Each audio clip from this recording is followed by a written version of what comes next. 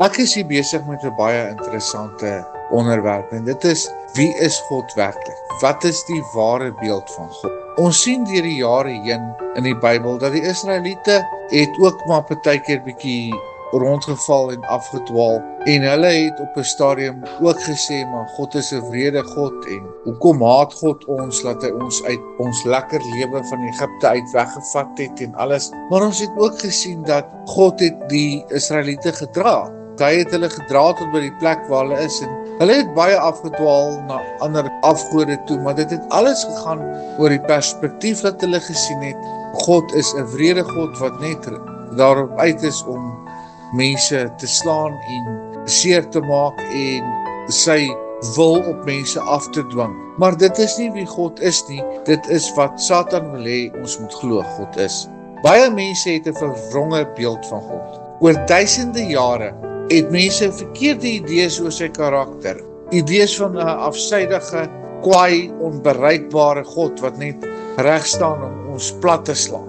As ons net iets verkeerd sê of net iets verkeerd doen, dan is dit nou verby vir ons. En dit is een van die redes hoekom Jesus aarde toe gekom het. Om daai verdraaide perspektief uit te wis, om as ware God se hart aan ons te openbaar. In Johannes 14 vers 9 sê Jesus, hy wat my gesien het die Vader gesien. En wie was Jesus? Jesus was liefdevol. Jesus het vir die vrou wat hulle wou doodgooi met klippe gesê, jou sondes is jou vergewe. Jesus het saam met tollenaars gaan sit en tee drink. En daai ouens het Jesus gevolg uit Jesus se liefde en sy compassion uit. En as ons Jesus gesien het en gesien het wat Jesus vir mense gedoen het, en as ons Jesus se liefde vir mense gesien het en ervaar het, dan het ons God gesien en God se liefde ervaar. Elke tree wat Jesus op aarde gegee het, was 'n spieelbeeld van wie God is. Sy deernis met sondaars, sy genesing van siekes, sy vergifnis van sondaars. Dit alles wys vir ons presies wie God is. Hy is liefde, hy is genade en hy is volmaakte eenheid. Hebreërs 1 vers 3 sê vir ons, hy wat die afskynsel is van sy heerlikheid en die afdruksel van sy wese.